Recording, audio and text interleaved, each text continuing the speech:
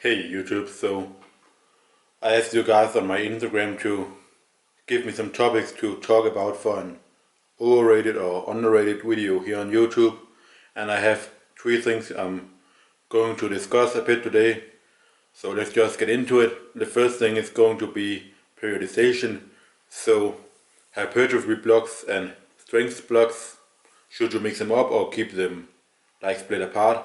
So generally I would say like splitting them apart and running a hypertrophy block followed by a strength block is overrated, but I would say it depends a little bit on the level you're at.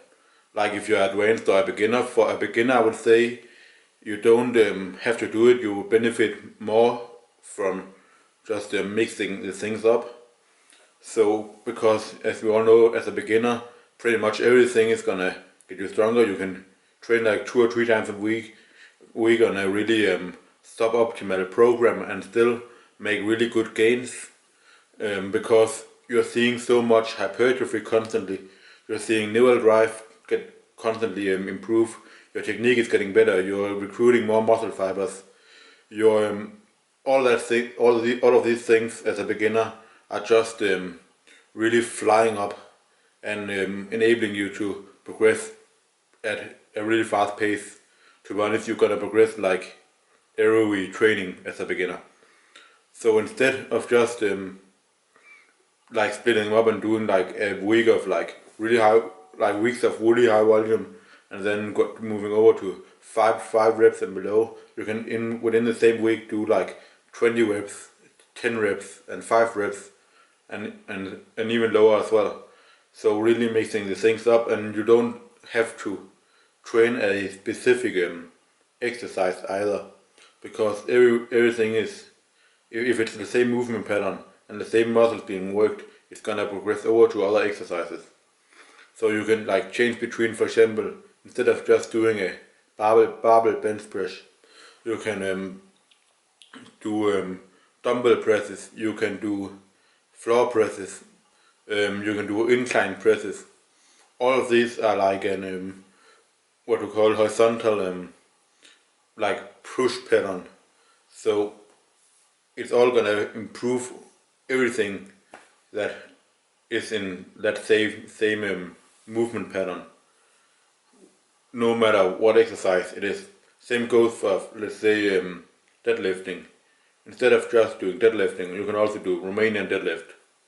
You can do stiff legged deadlift, good mornings, Serger deadlift. All that stuff is everything is gonna strengthen your glutes, your hamstrings, your posterior chain. Then when you get to a more advanced level, what you can do, like when you get to start approaching maybe a 100 kilo bench press, 150 kilo squat, 200 kilo deadlift, what you can then start doing is think about what you would want to do. Like, do you want to do powerlifting? Do you want to do weightlifting? Or maybe you want to do some weighted calisthenics, and then you can center your training around these 3 exercises and really master those. And that's where it also becomes really beneficial to run blocks like split apart, because you're not gonna see a constant like neural improvement, because your technique are gonna be really good.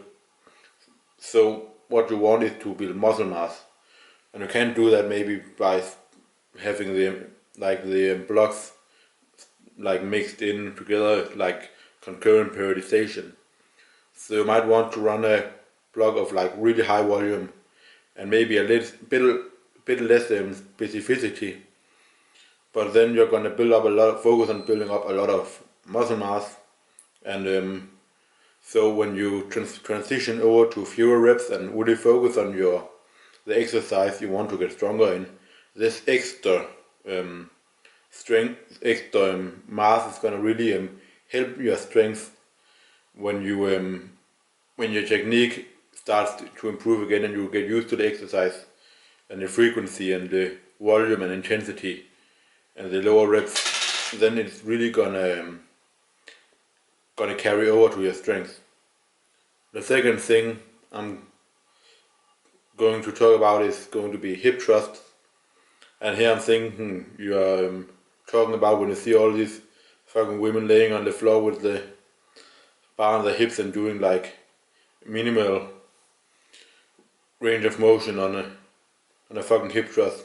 Like sometimes I wonder what that would like if it's even benefiting anything. But I guess they are getting a good pump and feel it in the glutes. But in my opinion, just like go do some fucking squats or some Romanian deadlifts or something that is a lot harder, and that's why people are fucking afraid to do it. So, because that's like getting your squat stronger and getting your deadlift, Romanian deadlift, all that stronger is where your glute gains and posterior chain gains are really gonna come from. Not from just lying on the floor and doing an easy exercise that barely gets your heart pumping. Like there's a reason people don't want to squat, and you don't see a lot of people squatting heavy in the when you go to the fitness center, and it's because as some plats would say, it's hard, it's fucking hard.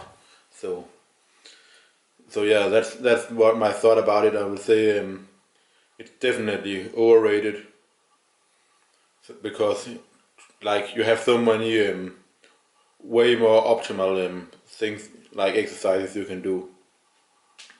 For the third thing, we have even Kaita's one arm pull up madness, which was he did 80 reps in under 5 minutes at a body weight of 80 kgs. So this is fucking insane. Just like thinking about it, I would say it's of course definitely underrated. Like if you have ever trained any calisthenics, you would know how hard it is to just do 80 pull-ups in under 5 minutes. Like just getting up to a set of 20 pull-ups is really hard, and it's probably going to take you on the upper end of 30 seconds. Like, and then you have to do that 4 times within 5 minutes. Like the sets alone is gonna be like 3 minutes if you can make it through the 20 reps, and then you can only do like fucking 30 seconds of rest in between. That's gonna be fucking insane. And then to do it with one arm is a really like literally a joke. And not even to mention his body weight, which is not even light for an calisthenics athlete. And I don't care if he doesn't train legs at all and have skinny legs. Still, the lat development you need to pull off a feat of strength like this is insane. And the like you can see on the clip, like his lats are really huge, and his control are really good. Like you need to be so specialized in an exercise to be able to do it at such a level as he is doing. So definitely underrated. And if you guys are someone who are really into calisthenics, doesn't train legs and wanna do one arm pull ups and all that, it's definitely something to be inspired by and look up to. So these are my takes on the 3 topics. If you guys have anything you wanna ask me, write a comment down below. If you have anything you would like me to talk about, tell me down below, and I will see what I can do to make videos about the topics and make them turn into reality. Thank you for watching, guys, and see you all.